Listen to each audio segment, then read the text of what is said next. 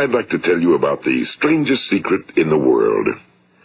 Some years ago, the late Nobel Prize-winning Dr. Albert Schweitzer was being interviewed in London, and a reporter asked him, "Doctor, what's wrong with men today?" And the great doctor was silent a moment, and then he said, "Men simply don't think." It's about this that I want to talk with you. We live today in a golden age. This is an era that man has looked forward to, dreamed of, and worked toward for thousands of years. But since it's here, we pretty well take it for granted. We in America are particularly fortunate to live in the richest land that ever existed on the face of the earth, a land of abundant opportunity for everyone. But do you know what happens? Well, let's take 100 men who start even at the age of 25. Do you have any idea what will happen to those men by the time they're 65?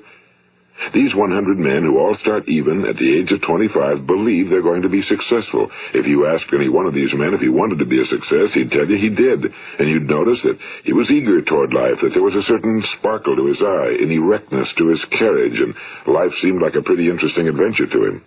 But by the time they're 65, 1 will be rich. 4 will be financially independent. 5 will still be working. 54 will be broke. Now think a moment. Out of the 100, only 5 make the grade. Now why do so many fail?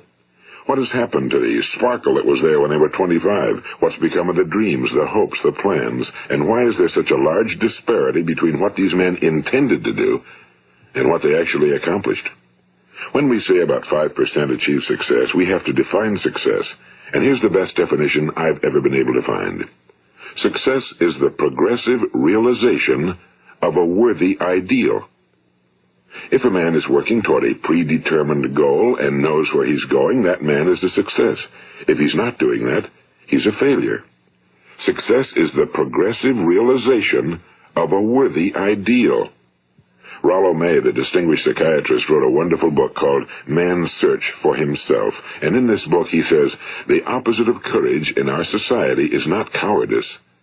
It is conformity. And there you have the trouble today. It's conformity, people acting like everyone else without knowing why, without knowing where they're going. Now think of it. In America right now, there are over 18 million people 65 years of age and older. And most of them are broke. They're dependent on someone else for life's necessities. Now, we learn to read by the time we're 7. We learn to make a living by the time we're 25. Usually by that time, we're not only making a living, we're supporting a family. And yet by the time we're 65, we haven't learned how to become financially independent in the richest land that has ever been known. Why? We conform. And the trouble is that we're acting like the wrong percentage group, the 95 who don't succeed. Now, why do these people conform? Well, they really don't know. These people believe that their lives are shaped by circumstances, by things that happen to them, by exterior forces. They're outer-directed people. A survey was made one time that covered a lot of men, working men, and these men were asked, "Why do you work? Why do you get up in the morning?" 19 out of 20 had no idea. If you ask them, they'll say, well, everyone goes to work in the morning, and that's the reason they do it, because everyone else is doing it. Now let's get back to our definition of success. Who succeeds? The only person who succeeds is the person who is progressively realizing a worthy ideal. He's the person who says, I'm going to become this, and then begins to work toward that goal. I'll tell you who the successful people are. A success is the school teacher who's teaching school because that's what he or she wants to do. The success is the woman who's a wife and mother because she wanted to become a wife and mother and is doing a good job of it. The success is the man who runs the corner gas station because that was his dream. That's what he wanted to do. The success is the successful salesman who wants to become a top-notch salesman and grow and build with his organization. A success is anyone who is doing deliberately a predetermined job because that's what he decided to do deliberately. But only 1 out of 20 does that. That's why today there isn't really any competition unless we make it for ourselves. Instead of competing, all we have to do is create. You know, for 20 years, I looked for the key which would determine what would happen to a human being. Was there a key I wanted to know which would make the future a promise that we could foretell to a large extent? Was there a key that would guarantee a person's becoming successful if he only knew about it and knew how to use it? Well, there is such a key, and I've found it. Have you ever wondered why so many men work so hard and honestly without ever achieving anything in particular, and others don't seem to work hard and yet seem to get everything? They seem to have the magic touch. You've heard them say that about someone. Everything he touches turns to gold. And have you ever noticed that a man who becomes successful tends to continue to become successful? And on the other hand, have you noticed how a man who's a failure tends to continue to fail? Well, it's because of goals. Some of us have goals, some don't. People with goals succeed because they know where they're going. It's that simple. Think of a ship leaving a harbor, and think of it with the complete voyage mapped out and planned. The captain and crew know exactly where it's going and how long it'll take. It has a definite goal. Now, 9,999 times out of 10,000, it will get to where it started out to get. Now, let's take another ship, just like the first, only let's not put a crew on it or a captain at the helm. Let's give it no aiming point, no goal, no destination. We just start the engines and let it go. I think you'll agree with me that if it gets out of the harbor at all, it will either sink or wind up on some deserted beach, a derelict. It can't go anyplace because it has no destination and no guidance, and it's the same with a human being. Take the salesman, for example. There's no other person in the world today with the future of a good salesman. Selling is the world's highest paid profession, if we're good at it and if we know where we're going. Every company needs top-notch salesmen, and they reward those men. The sky's the limit for them. But how many can you find? Someone once said the human race is fixed, not to prevent the strong from winning, but to prevent the weak from losing. The American economy today can be likened to a convoy in time of war. The entire economy is slowed down to protect its weakest link, just as the convoy had to go at the speed that would permit its slowest vessel to remain in formation. That's why it's so easy to make a living today. It takes no particular brains or talent to make a living and support a family today. So we have a plateau of so-called security, if that's what a person's looking for. But we do have to decide how high above this plateau we want to aim. Now let's get back to the strangest secret in the world, the story that I wanted to tell you today. Why do men with goals succeed in life and men without them fail? Well, let me tell you something which, if you really understand it, will alter your life immediately. If you understand completely what I'm going to tell you from this moment on, your life will never be the same again. You will suddenly find that good luck just seems to be attracted to you. The things you want just seem to fall in line, and from now on you won't have the problems, the worries, the gnawing lump of anxiety that perhaps you've experienced before. Doubt, fear, well, they'll be things of the past. Here's the key to success and the key to failure. We become what we think about. Now let me say that again. We become what we think about. Throughout all history, the great wise men and teachers, philosophers and prophets have disagreed with one another on many different things. It's only on this one point that they are in complete and unanimous agreement. Listen to what Marcus Aurelius, the great Roman emperor, said. A man's life is what his thoughts make of it. Disraeli said this. Everything comes if a man will only wait. I've brought myself by long meditation to the conviction that a human being with a settled purpose must accomplish it, and that nothing can resist a will that will stake even existence for its fulfillment. Ralph Waldo Emerson said this, a man is what he thinks about all day long. William James said, the greatest discovery of my generation is that human beings can alter their lives by altering their attitudes of mind.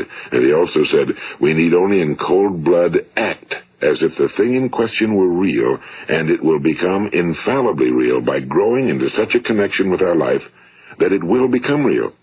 It will become so knit with habit and emotion that our interest in it will be those which characterize belief.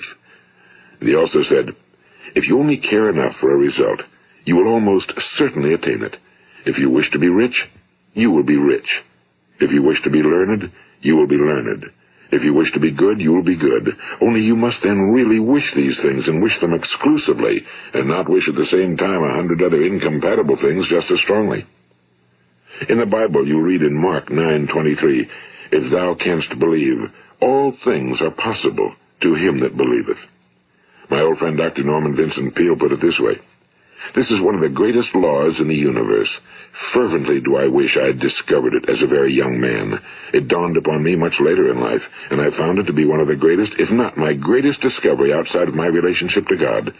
The great law, briefly and simply stated, is that if you think in negative terms, you will get negative results. If you think in positive terms, you will achieve positive results.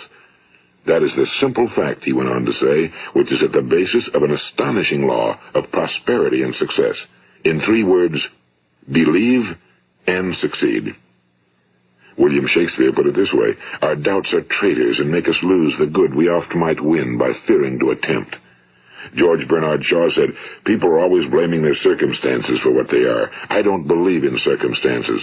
The people who get on in this world are the people who get up and look for the circumstances they want, and if they can't find them, make them. Well, it's pretty apparent, isn't it?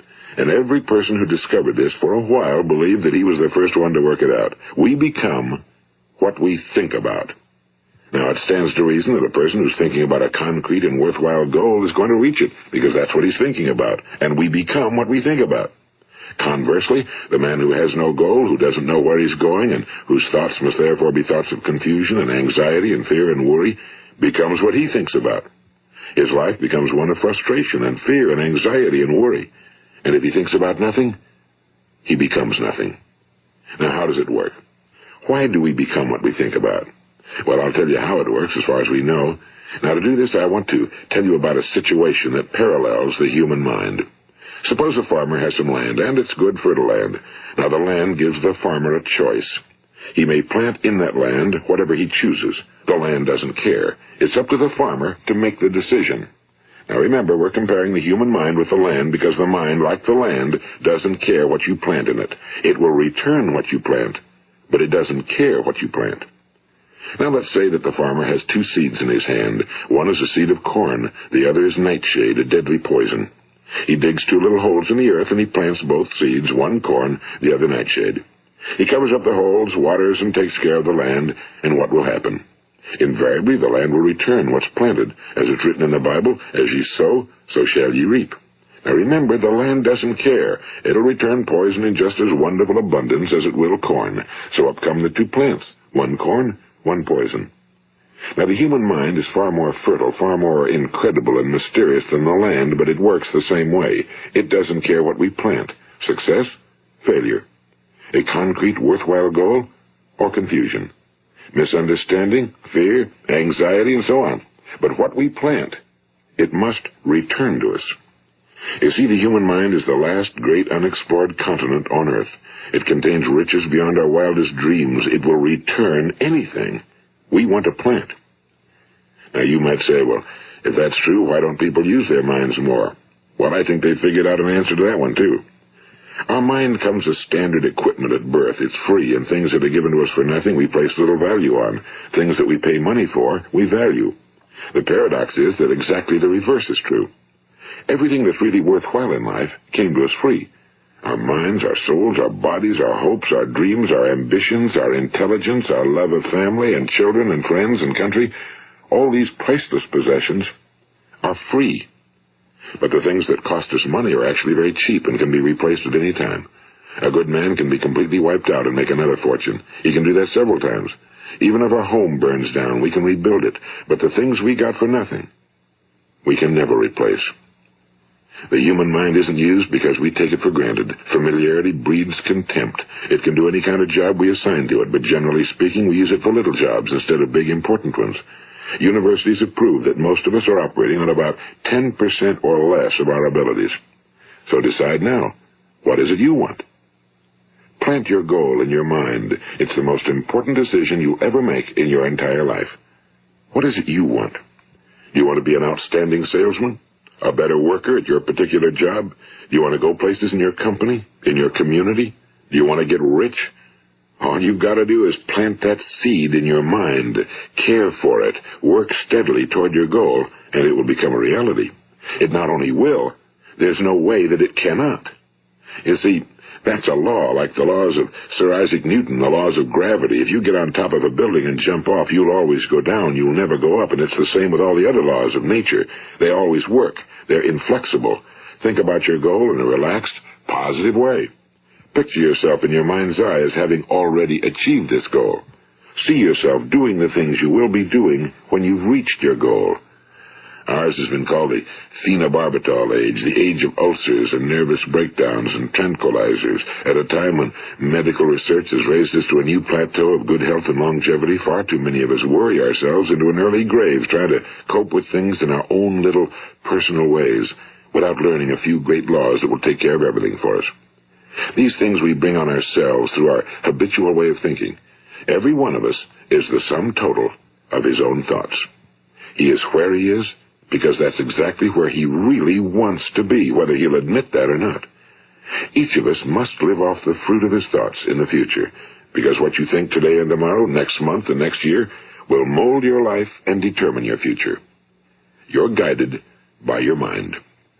I remember one time I was driving through eastern Arizona, and I saw one of those giant earth-moving machines roaring along the road at about 35 miles an hour with what looked like 30 tons of dirt in it. A tremendous, incredible machine, and there was a little man perched way up on top with the wheel in his hands guiding it. And as I drove along, I was struck by the similarity of that machine to the human mind. Just suppose you're sitting at the controls of such a vast source of energy. Are you going to sit back and fold your arms and let it run itself into a ditch? Or are you going to keep both hands firmly on the wheel and control and direct this power to a specific, worthwhile purpose? It's up to you. You're in the driver's seat. You see, the very law that gives us success is a two-edged sword. We must control our thinking. The same rule that can lead a man to a life of success, wealth, happiness, and all the things he ever dreamed of for himself and his family. That very same law can lead him into the gutter. It's all in how he uses it, for good or for bad. This is the strangest secret in the world. Now, why do I say it's strange, and why do I call it a secret? Actually, it isn't a secret at all. It was first promulgated by some of the earliest wise men, and it appears again and again throughout the Bible, but very few people have learned it, understand it. That's why it's strange, and why for some equally strange reason it virtually remains a secret. I believe that you could go out and walk down the main street of your town and ask one man after another what the secret of success is, and you probably wouldn't run into one man in a month who could tell you. Now, this information is enormously valuable to us if we really understand it and apply it. It's valuable to us not only for our own lives, but the lives of those around us, our families, employees, associates, and friends. Life should be an exciting adventure. It should never be a bore. A man should live fully, be alive. He should be glad to get out of bed in the morning. He should be doing a job he likes to do because he does it well. One time I heard Grove Patterson, the great late editor-in-chief of the Toledo Daily Blade, make a speech, and as he concluded his speech, he said something I've never forgotten. He said, "My years in the newspaper business have convinced me of several things. Among them, that people are basically good, and that we came from someplace, and we're going someplace. So we should make our time here an exciting adventure. The architect of the universe didn't build a stairway leading nowhere." And the greatest teacher of all, the carpenter from the plains of Galilee, gave us the secret time and time again. As ye believe, so shall it be done unto you. I've explained the strangest secret in the world and how it works. Now, on this side, I want to explain how you can prove to yourself the enormous returns possible in your own life by putting this secret to a practical test. I want you to make a test that will last 30 days. It isn't going to be easy, but if you'll give it a good try, it will completely change your life for the better. Now, back in the 17th century, Sir Isaac Newton, the English mathematician and natural philosopher, gave us some natural laws of physics which apply as much to human beings as they do to the movement of bodies in the universe. And one of these laws is that for every action, there is an equal and opposite reaction. Simply stated, as it applies to you and me, it means we can achieve nothing without paying the price. The results of your 30-day experiment will be in direct proportion to the effort you put forth. To be a doctor, you must pay the price of long years of difficult study. To be successful in selling, and remember that each of us succeeds to the extent of his ability to sell. Selling our families on our ideas, selling education in schools, selling our children on the advantages of living the good and honest life, selling our associates and employees on the importance of being exceptional people. To, of course, the profession of selling itself. But to be successful in selling our way to the good life, we must be willing to pay the price. Now, what is that price? Well, it's many things.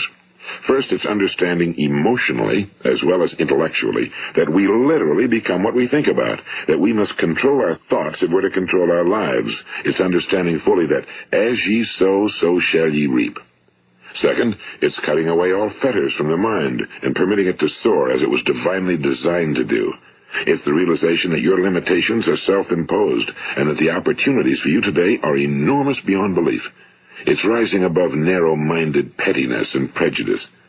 And third, it's using all your courage to force yourself to think positively on your own problem, to set a definite and clearly defined goal for yourself, to let your marvelous mind think about your goal from all possible angles, to let your imagination speculate freely upon many different possible solutions, to refuse to believe that there are any circumstances sufficiently strong to defeat you in the accomplishment of your purpose, to act promptly and decisively when your course is clear, and to keep constantly aware of the fact that you are, at this moment, standing in the middle of your own acres of diamonds, as Russell Conwell used to point out. And fourth, save at least 10% of every dollar you earn. It's also remembering that no matter what your present job, it has enormous possibilities, if you're willing to pay the price. Now let's just go over the important points in the price each of us must pay to achieve the wonderful life that can be ours. It is, of course, worth any price. 1. You will become what you think about. 2. Remember the word imagination and let your mind begin to soar. 3. Courage. Concentrate on your goal every day. 4. Save 10% of what you earn. And 5. Action. Ideas are worthless unless we act on them. Now, I'll try to outline the 30-day test I want you to make. Keep in mind that you have nothing to lose by making this test and everything you could possibly want to gain. There are 2 things that may be said of everyone. Each of us wants something, and each of us is afraid of something. I want you to write on a card what it is you want more than anything else.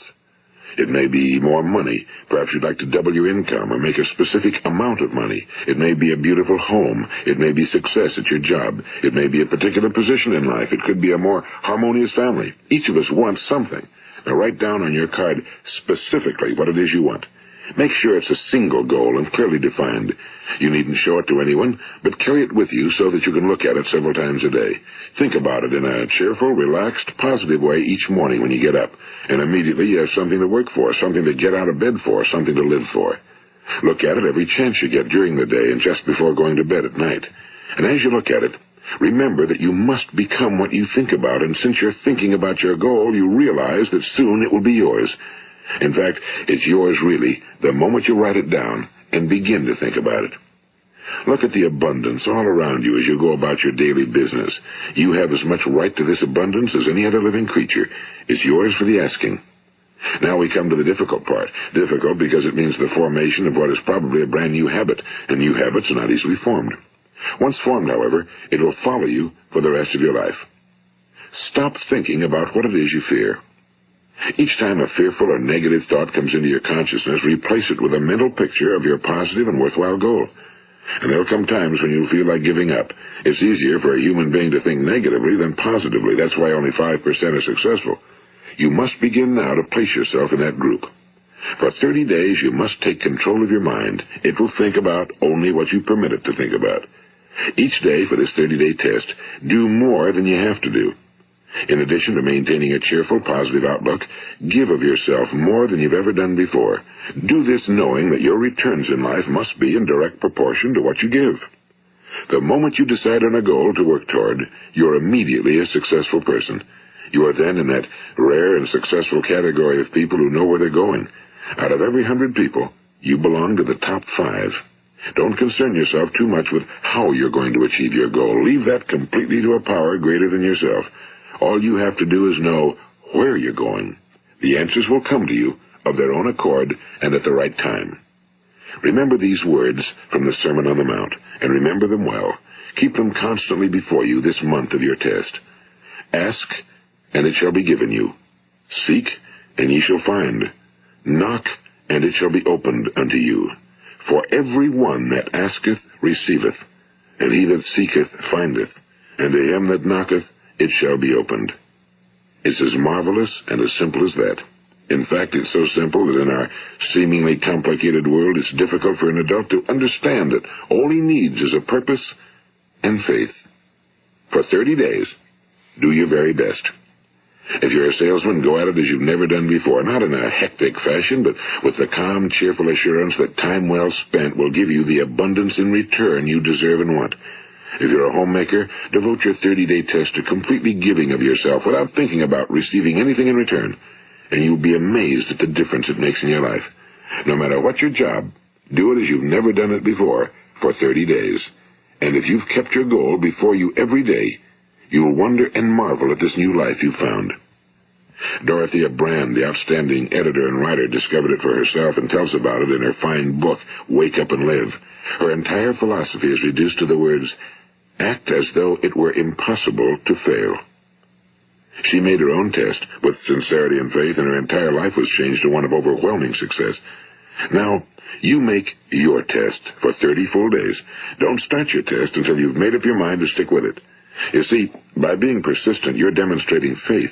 Persistence is simply another word for faith. If you didn't have faith, you'd never persist. If you should fail during your first 30 days, by that I mean suddenly find yourself overwhelmed by negative thoughts, you've got to start over again from that point and go 30 more days. Gradually, your new habit will form until you find yourself one of that wonderful minority to whom virtually nothing is impossible. And don't forget the card. It's vitally important as you begin this new way of living. On one side of the card, write your goal, whatever it may be. On the other side, write the words we've quoted from the Sermon on the Mount. Ask, and it shall be given you. Seek, and ye shall find. Knock, and it shall be opened unto you. Nothing great was ever accomplished without inspiration. See that during these crucial first 30 days, your own inspiration is kept at a peak. And above all, don't worry. Worry brings fear, and fear is crippling. The only thing that can cause you to worry during your test is trying to do it all yourself. Know that all you have to do is hold your goal before you. Everything else will take care of itself. Remember also to keep calm and cheerful. Don't let petty things annoy you and get you off course. Now, since making this test is difficult, some will say, why should I bother? Well, look at the alternative. No one wants to be a failure. No one really wants to be a mediocre individual. No one wants a life constantly filled with worry and fear and frustration. Therefore, remember that you must reap that which you sow. If you sow negative thoughts, your life will be filled with negative things. If you sow positive thoughts, your life will be cheerful, successful, and positive. Now, gradually, you will have a tendency to forget what you've heard on this recording. Play it often. Keep reminding yourself of what you must do to form this new habit. Gather your whole family around at regular intervals and listen to what's been said here. You know, most men will tell you that they want to make money without understanding the law. The only people who make money work in a mint. The rest of us must earn money. This is what causes those who keep looking for something for nothing or a free ride to fail in life. The only way to earn money is by providing people with services or products which are needed and useful. We exchange our time and our product or service for the other man's money. Therefore, the law is that our financial return will be in direct proportion to our service. Now, success is not the result of making money. Making money is the result of success, and success is in direct proportion to our service. Most people have this law backwards. They believe that you're successful if you earn a lot of money. The truth is that you can only earn money after you're successful. It's like the story of the man who sat in front of the stove and said to it, give me heat, and then I'll add the wood. How many men and women do you know, or do you suppose there are today, who take the same attitude toward life? There are millions. We've got to put the fuel in before we can expect heat. Likewise, we've got to be of service first before we can expect money. Don't concern yourself with the money. Be of service. Build, work, dream, create. Do this, and you'll find there's no limit to the prosperity and abundance that will come to you. Prosperity, you know, is founded upon a law of mutual exchange. Any person who contributes to prosperity must prosper in turn himself. Sometimes the return will not come from those you serve, but it must come to you from someplace, because that's the law. For every action, there is an equal and opposite reaction. As you go daily through your 30-day test period, remember that your success will always be measured by the quality and quantity of service you render, and money is a yardstick for measuring this service. No man can get rich himself unless he enriches others. Now, there are no exceptions to a law. You can drive down any street in America and from your car estimate the service that's being rendered by the people living on that street.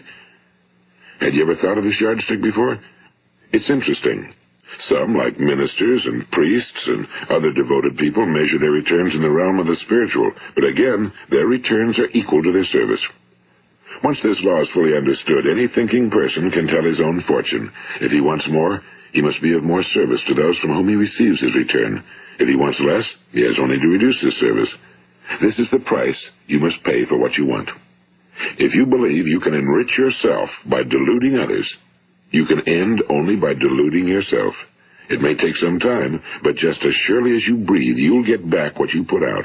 Don't ever make the mistake of thinking you can avert this. It's impossible. The prisons and the streets where the lonely walk are filled with people who tried to make new laws just for themselves. We may avoid the laws of man for a while, but there are greater laws that cannot be broken. An outstanding medical doctor recently pointed out 6 steps that will help you realize success. 1. Set yourself a definite goal. 2. Quit running yourself down. 3. Stop thinking of all the reasons why you cannot be successful and instead think of all the reasons why you can. 4. Trace your attitudes back through your childhood and try to discover where you first got the idea you couldn't be successful, if that's the way you've been thinking. 5.